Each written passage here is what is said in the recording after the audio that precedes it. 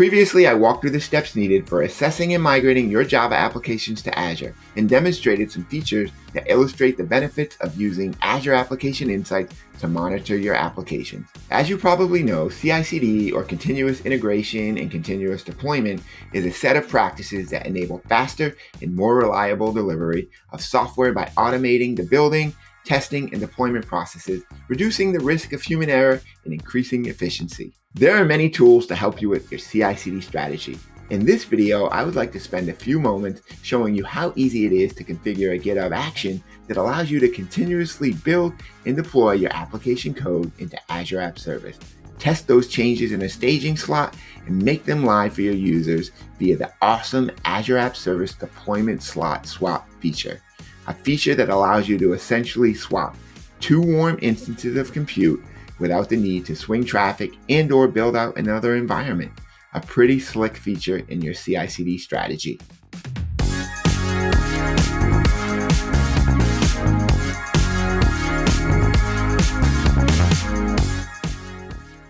Before we get going, let's first ensure our staging slot, which was configured for us with the Azure App Service Landing Zone Accelerator, is configured properly for our application runtime and SCM, just as we did for our production slot in a previous video. If you recall, out of scope for this demo is the configuration of Azure Front Door or a partner service to provide OWASP-based protection. So just as we did previously, let's enable public access to the staging slot so we can deploy to and test it from a browser directly over the open internet. As you can see, our staging slot still has the sample Java welcome page from the initial App Service Landing Zone Accelerator. There are many ways to create a GitHub action. For example, we could do this in GitHub itself, or we can even ask Azure App Service to help us. Let's now head back over to the deployment center of our staging slot because we don't want to continuously deploy right into production where all of our traffic is going. So we'll do that in a staging slot that isn't taking any live traffic. Another awesome feature of Azure App Service. I would, however, like to call out that you can have multiple deployment slots for various apps, which will vary depending on your app service plan. So I'm going to go ahead and do this one time. From within the staging slot, I will head into the deployment center and configure my GitHub organization, repository, and branch. These will be the settings we want to trigger the GitHub action on.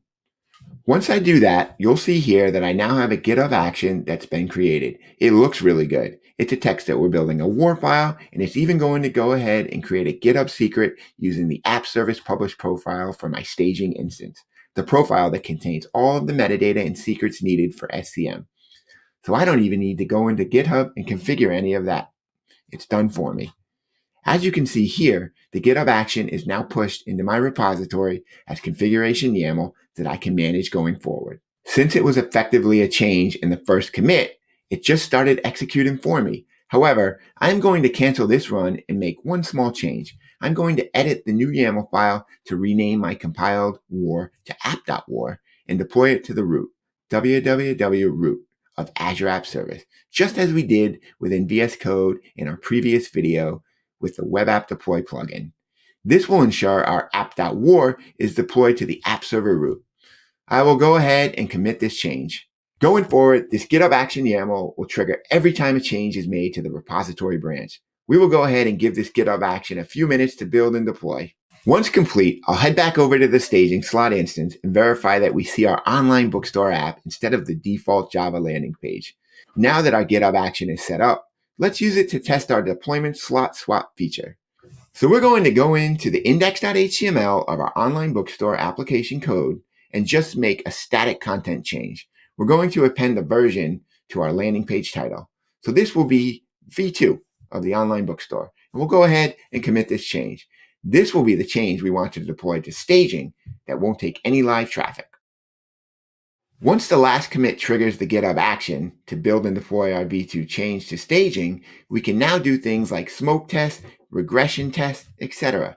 In this case, we're just going to verify that the v2 is present.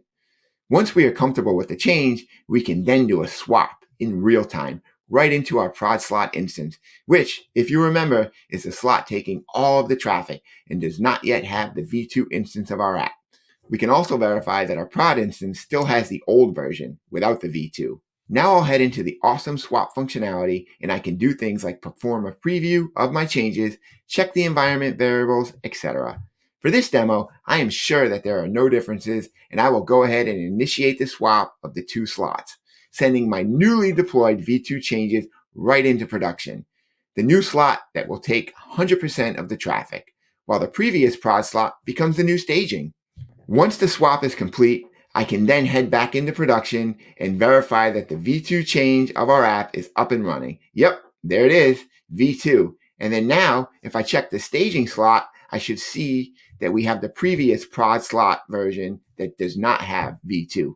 How cool is that? In this video, we walk through the process of enabling GitHub Actions, showing you how to continuously build and deploy your application code right into Azure App Service, test those changes in a staging slot, and make them live for your users via the awesome App Service Deployment Slot Swap feature. Thank you for watching.